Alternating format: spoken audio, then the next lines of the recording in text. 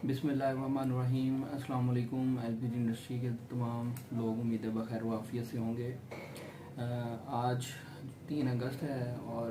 आज आपके लिए कुछ एलपीजी इंडस्ट्री की न्यूज़ मैं आपके लिए लेके आया हूँ। सबसे पहली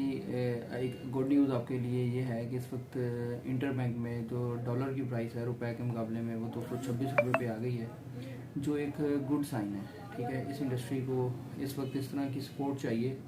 डॉलर के मुकाबले में जो रुपए की कदर है उसमें इजाफा चाहिए। ठीक है, और रुपए जितना मुस्तहकम होगा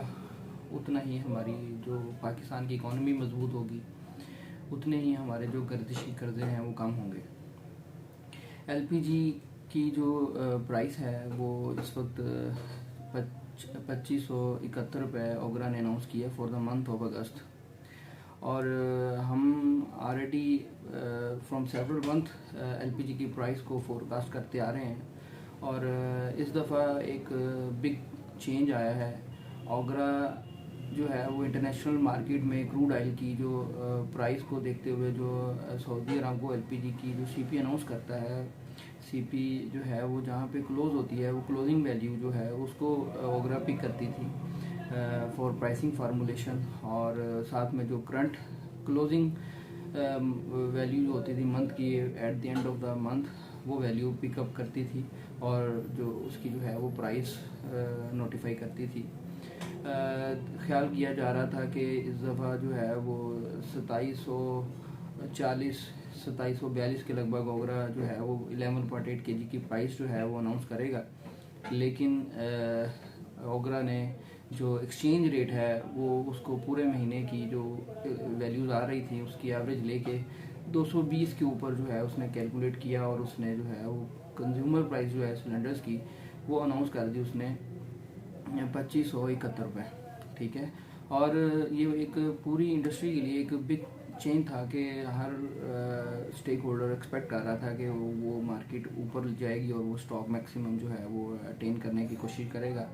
लेकिन जैसे ही ओगरा ने प्राइस अनाउंस की और कंपनीज जो एलपीजी मार्केटिंग कंपनीज अपना रेट अनाउंस करती हैं, उन्होंने रेट को कम किया ताकि जो डीलर का मार्जिन है 118 रुपये पर सिलेंडर जो है कम अज़ कम वो उसमें जो है वो सस्टेन कर सके। तो इसके साथ साथ जो OGDCL था उसने भी अपनी प्राइस को कम किया, 1,48,000 से प्राइस कम करके 1,46,000 समथिंग उसने प्राइस की। और इसका जो है वो इम्पैक्ट ये आया कि मार्केट जो ऊपर जा रही थी और मार्केट में जो है वो प्राइसिंग का बढ़ना और एलपीजी इंडस्ट्री के लिए जो है वो जो ख़तरनाक हद तक देखा जा रहा था कि अगर $664 के ऊपर इंटरनेशनल मार्केट क्लोज होती है और डॉलर की वैल्यू जो है वो 300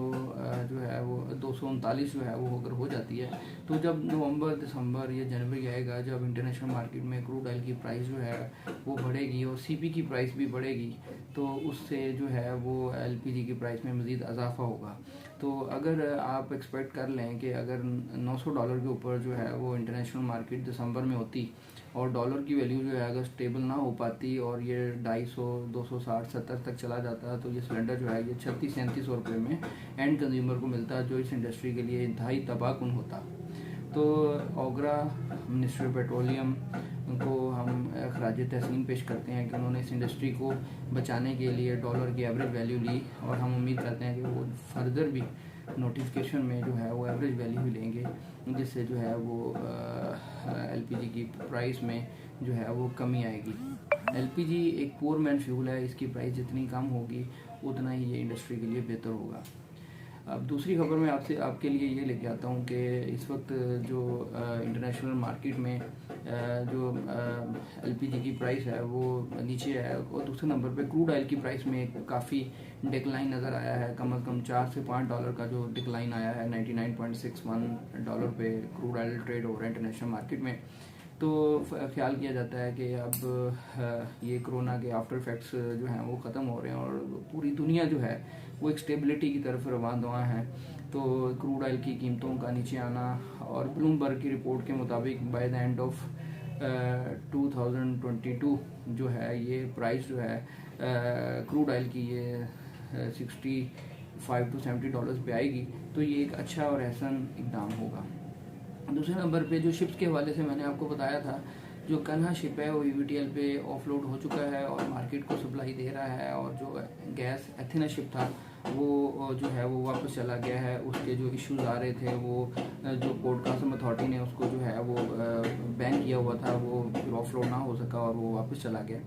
और तीसरी जो है वो सप्लाई के एंड पे ये है कि पोर्ट कासम से तो सप्लाई आ रही है, लेकिन जो 250 बॉर्डर है या जो तफ्तान बॉर्डर है वहाँ से भी सप्लाई जो है वो मामूल पर आना शुरू हो गई है, जिसकी वजह से अब देखा जा रहा है कि वहाँ पे बॉर्डर पर भी एलपीजी की प्राइस जो है वो कम प्राइस के ऊपर ट्रेड हुई है। तो इसके साथ साथ एक ख्याल किया जा रहा है कि अगर ये डॉलर अगर आज